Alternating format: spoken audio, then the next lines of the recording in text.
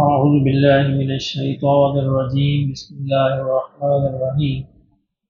ولقد أرسلنا نوحا إلى قومه إني لكم نذير مبين ألا تعبدوا إلا الله إني أخاف عليكم عذاب يوم أليم وقال الملأ الذين كفروا من قومه ما نراك إلا بشرا مثلنا وما نراك اتبعك إلا الذين هم أراذلنا بادي الرأي وما نرى لكم علينا من فضل بل نظنكم كاذبين قال يا قوم أرأيتم إن كنت على بينة من ربي وآتاني رحمة من عنده فعميت عليكم أنلزمكموها وأنتم لها كارهون ويا قوم لا أسألكم عليه مالا إن أدري إلا على الله وما أنا بطارد الذين آمنوا إنهم ملاقو ربهم وَلَكِنِّي أَرَاكُمْ قَوْمًا تَجْهَلُونَ صدق اللہ العظیم۔ یہ ہم نے دیکھا سورہ ہود کے اندر اللہ رب العزت نے مختلف قوموں کے واقعات سے مثالیں دے کر قریش مکہ کو سمجھانے کی کوشش کی ہے کہ کاش ان کو سمجھ آ جائے، شاید ان کو سمجھ آ جائے۔ فرمایا کہ وَلَقَدْ أَرْسَلْنَا نُوحًا إِلَىٰ قَوْمِهِ، ہم نے نوح علیہ السلام کو ان کی قوم کی طرف بھیجا۔ انی لکم نذیر مبین، نوح علیہ السلام نے ان سے کہا کہ میں تمہاری طرف ایک بڑا واضح ڈرانے والا ہوں۔ نذیر مبین کہتے ہیں کہ جس کے ڈرانے میں کوئی شک نہ ہو۔ ڈرانے سے مراد یہ ہے کہ جو شفقت اور محبت کی بنا پہ ڈرا رہا ہو۔ ایک ڈرانا ہوتا ہے شیر سے، چور سے، درندے سے، اور ایک ڈرانا ہوتا ہے بچے کو آگ سے۔ انسان بچے کو سمجھاتا ہے، ڈراتا ہے کہ دیکھو آگ کو ہاتھ نہ لگانا ورنہ آگ تمہیں جلا دے گی۔ یہ شفقت کی بنیاد پر ہے، محبت کی بنیاد پر ہے۔ تو یہ انبیاء کا ڈرانا یہ ڈرانا ہوتا ہے کہ جس طرح اولاد کو ماں باپ ڈراتے ہیں شفقت اور محبت کی بنیاد پر۔ یہ عرب کے اندر رواج یہ تھا کہ کسی بڑے پہاڑ پر ایک جگہ بنائی جاتی اور وہاں پر ایک بندے کو متعین کرتے، ہمیشہ ایک بندہ وہاں پر موجود رہتا جو چاروں طرف دیکھ سکتا تھا، اور وہ یہ اس بات کی نگرانی رکھتا ہے کہیں کوئی دشمن تو نہیں آ رہا حملہ کرنے کے لیے، کوئی فوج، کوئی قبیلہ، کوئی دشمن۔ اور اگر ایسا ہوتا تو وہاں سے وہ نعرہ لگاتا وا صباحا یا صباحا کہ لوگوں خبردار ہو جاؤ ایک دشمن آ رہا ہے، اور مزید اس کی یعنی اپنے کپڑے بھی پھاڑ کے پھینک دیتا۔ اس کا مطلب بڑا کھلا کھلا وہ ڈرانے والا ہوتا۔ اس سے یہ محاورہ نکلا ہے نذیر مبین کا، ایک کھلا ڈرانے والا جس میں کوئی شک بھی نہ ہو۔ تو اللہ نے فرمایا کہ انبیاء علیہ السلام بھی اسی طرح ڈراتے ہیں، اور نوح علیہ السلام نے بھی اپنی قوم کو یہی کہا کہ میں تمہاری طرف اللہ کی طرف سے اسی طرح ایک ڈرانے والا بنا کر بھیجا ہوں، اور میرا پیغام یہ ہے، سارے انبیاء کا پیغام یہی ہوتا ہے، اللہ تعبدوا الا اللہ، کہ تم اللہ کے سوا کسی کی عبادت نہ کرو۔ سارے نبیوں کا پہلا پیغام یہی ہوتا ہے، اللہ تعبدوا الا اللہ، کہ لوگوں اللہ کے علاوہ کسی اور کی عبادت نہ کرو۔ انی اخاف علیکم عذاب یوم علیم، اور چونکہ اگر تم پھر ایسی عبادت کرو گے تو میں تمہارے لیے ایک دردناک دن کے عذاب سے تمہیں ڈراتا ہوں۔ مجھے ڈر ہے کہ کہیں تمہیں وہ دردناک دن کا عذاب کہیں تمہیں پکڑ نہ لے، اس وجہ سے مجھے یہ پریشانی ہے، اس وجہ سے میں تمہیں بار بار سمجھاتا ہوں کہ اللہ کے علاوہ کسی اور کی عبادت نہ کرو۔ اللہ ہی اس لائق ہے اس کی عبادت کی جائے، اور اس کی عبادت میں کسی کو شریک نہ ٹھہرایا جائے۔ فقال الملأ الذین کفروا من قومہ، کہا کہ اس قوم کے سرداروں نے، یعنی نوح علیہ السلام کی قوم کے جو سردار تھے، جو بڑے تھے، جنہوں نے کفر کیا تھا، جنہوں نے مانا نہیں تھا، انہوں نے کیا کہا نوح علیہ السلام سے، ما نراک الا بشرا مثلنا، ہم تو تمہیں اپنے جیسا ایک انسان دیکھتے ہیں، یعنی ہمیں تو تمہارے اندر کوئی ایسی خوبی نظر نہیں آ رہی، تم ہمارے جیسے انسان ہو تو ہم تمہاری بات کیسے مانیں۔ یعنی تمام انبیاء کی قوموں نے ان پر یہی اعتراض کیے جو نوح علیہ السلام کی قوم کر رہی تھی کہ تم تو ہمارے جیسے انسان ہو۔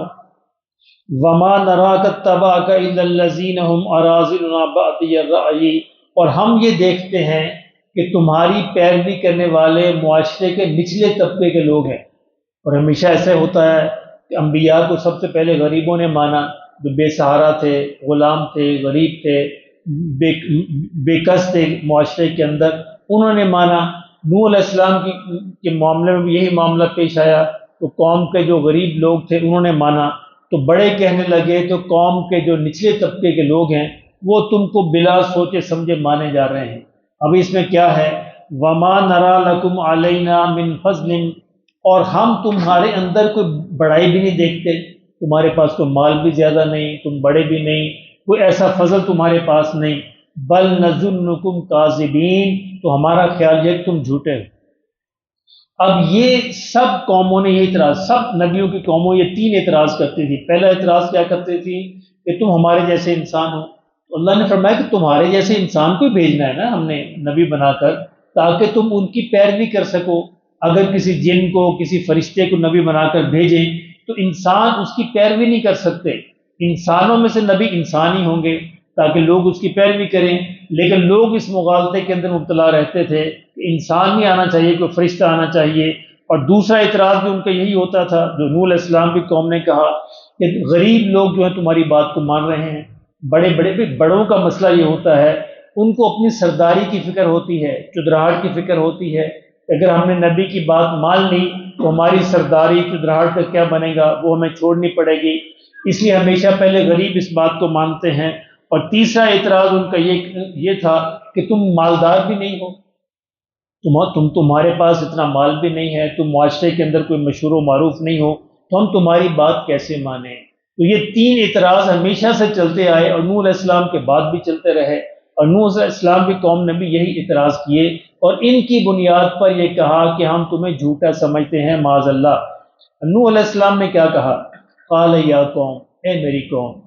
ذرا دیکھو تو ارأیتم، ذرا اس بات پہ غور تو کرو، ان کنت علی بینۃ من ربی، کہ میں تو اپنے رب کو میں نے دلیل اور برہان کی بنیاد پر مان لیا، یعنی انبیاء علیہ الصلوۃ والسلام نبوت کے نازل ہونے سے پہلے بھی مسلمان ہوتے ہیں، بولے اللہ کو ماننے والے ہوتے ہیں، اور اس دوران اور اپنی عقل اپنی دلیل کی بنیاد پر مان لیتے ہیں۔ نوح علیہ السلام نے کہا کہ دیکھو میں نے آسمانوں کو دیکھ کر، زمین کو دیکھ کر، اپنے ارد گرد کو دیکھ کر یہ بات پہچان لی ہے کہ اللہ ایک ہی ہے، اس کائنات کا کوئی بنانے والا ہے۔ نوح علیہ السلام نے اپنی قوم سے کہا کہ میری قوم دیکھو، میں اس سے پہلے بھی دلیل کی بنیاد پر اللہ کو مانتا تھا، وَآتَانِي رَحْمَةً مِّنْ عِنْدِي، اور اب تو اللہ کی رحمت بھی میرے پاس آ گئی ہے، یعنی وحی آ گئی ہے، یعنی اب تو وحی کے ذریعے بھی بات جو ہے وہ بالکل کلیئر ہو گئی ہے کہ اللہ ایک ہی ہے، اسی کی بات ماننی چاہیے۔ فَأُمِّيَتْ عَلَيْكُمْ، لیکن تم نے اپنی آنکھیں بند کر رکھی، تم نے اپنی آنکھیں بند کر رکھی ہیں، تم اندھے ہو رہے ہو، اب تم کو نظر نہیں آ رہا۔ أَنُلْزِمُكُمُوهَا، میں تم کا ہدایت کو چپکا نہیں سکتا، زبردستی نہیں تم پر ہدایت میں بھیج سکتا جب تک تم خود اس کو لینے والے نہ بنو۔ وَأَنْتُمْ لَهَا كَارِهُونَ، جبکہ تم مجھ سے دور بھاگے جا رہے ہو، تم مجھ سے کراہت کرتے ہو، بھاگ رہے اس تو ہدایت سے جو بھاگے اس کو اللہ کا قانون یہ ہے کہ اللہ ہدایت نہیں بھیجتا۔ اب دیکھیں ریڈیو اسٹیشن ہوتا ہے نا، وہ ٹرانسمٹ کرتا ہے، ریڈیو ویوز جو ہیں وہ ٹرانسمٹ ہوتی ہیں، آگے جو ہے ریسیور اگر بند ہو تو وہ کچھ بھی فائدہ نہیں ہوگا، وہ تو ٹرانسمٹ تو ہو رہی ہیں، لہریں تو آ رہی ہیں، لیکن اگر آپ نے اپنا ریڈیو سیٹ بند کر رکھا ہے تو وہ اس لہروں کا آپ پر کوئی اثر نہیں ہوگا۔ اسی طرح اگر کسی شخص نے اپنا دل بند کر رکھا ہے، اپنی آنکھیں بند کر رکھی ہیں، اپنے کان بند کر رکھے ہیں، تو نبیوں کی ہدایت کا اس پر کوئی اثر نہیں ہوگا، نبیوں کے زمانے میں بھی اور نبیوں کے بعد بھی، یعنی اب بھی اگر کوئی شخص یہی رویہ اختیار کرے گا، اپنی آنکھیں، اپنا دل اور دماغ، اپنے کان بند رکھے گا، تو نبی علیہ الصلوۃ والسلام کا یہ قرآن اس پر کوئی اثر نہیں کرے گا۔ اللہ نے ہدایت کا قانون یہ بنایا ہے کہ انسان اپنی آنکھیں بھی کھلی رکھے، اپنا کان بھی استعمال کرے، اپنا دل اور اپنا دماغ بھی استعمال کرے، اور ہدایت کا طالب بنے، ہدایت کا طالب بنے گا تو ہم ہدایت دیں گے۔ تو یہی بات نوح علیہ السلام نے فرمائی، أَنُلْزِمُكُمُوهَا، کیا میں چپکا دوں تم پر، زبردستی کر دوں؟ اللہ کا قانون یہ نہیں ہے زبردستی، میں زبردستی نہیں کر سکتا، پہلی بات۔ دوسری بات کہی، وَيَا قَوْمِ، اے میری قوم، لَا أَسْأَلُكُمْ عَلَيْهِ مَالًا، اس دعوت کے بدلے میں تم سے کوئی مال تھوڑا مانگتا ہوں، یعنی کوئی اجر نہیں مانگتا، میں تم سے کسی چیز کا طالب نہیں ہوں۔ تم یا تو کہو نا میں تم سے کسی چیز کا طالب ہوں، میری دیکھو نبی صلی اللہ علیہ وسلم کو بھی کہا قریش مکہ نے، اگر آپ مال چاہتے ہیں تو سارے عرب کا مال آپ کو دے دیتے ہیں، سرداری چاہتے ہیں تو آپ ہی آج ہی آپ کو بادشاہ بنا دیتے ہیں، شادی چاہتے ہیں تو عرب کی بہترین خوبصورت عورت لا کر آپ کے قدموں میں ڈھیر کر دیتے ہیں۔ حضور علیہ السلام نے کیا فرمایا، اگر میرے ایک ہاتھ پر چاند اور دوسرے پر سورج بھی رکھ دو تب بھی اس بات سے باز نہیں آؤں، یا تو اللہ مجھے میرے مشن میں کامیابی نصیب فرما دے یا موت دے دے، لیکن جب تک زندگی ہے، جب تک سانس ہے، میں اپنے اس مشن سے باز نہیں آؤں گا۔ تو یہ ہوتا ہے دین کا مشن۔ کوئی شخص جو ہے اگر کسی دنیاوی طمع کی لالچ میں کوئی دینی کام کرے، اس میں اثرات نہیں ہوں گے،